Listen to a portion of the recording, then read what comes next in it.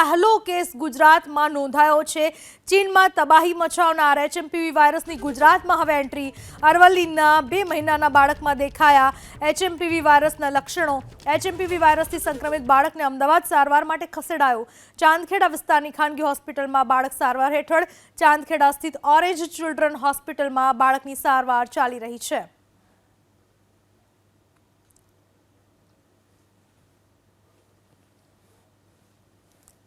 આની અંદર લક્ષણો પ્રમાણે એ દર્દીની સારવાર થતી હતી। કોવિડમાં જે પ્રોટોકોલ હતો એ જ પ્રોટોકોલથી આની સારવાર થતી હોય છે।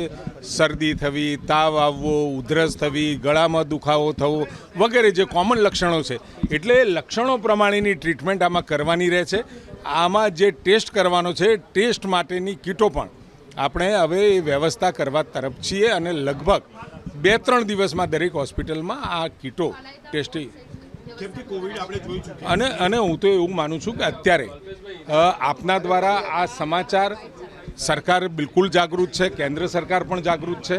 આદરણીય નડ્ડાજીએ પણ આના ઉપર વ્યક્તિગત રીતે ધ્યાન આપી રહ્યા છે, ડિપાર્ટમેન્ટ પણ આપી રહ્યું છે અને આપણી જે ભારતની સંસ્થાઓ છે એ પણ આના ઉપર બહુ વિશેષ ફોકસ કરી રહ્યું છે। એટલે લોકોમાં પેનિક ના થાય એ પણ જરૂરી છે, કારણ કે આ ન્યૂઝ વારંવાર ચાલે તો પેનિક ઊભું થતું હોય। મારી આપ સૌને વિનંતી છે કે જેવી કંઈક ગંભીર પરિસ્થિતિ લાગશે તો તરત જ ગુજરાતની પ્રજાને જાણ કરી ડૂ એન્ડ ડોન્ટ્સ કદાચ અમે આજે જાહેર કરી દઈશું શું કરવું જોઈએ।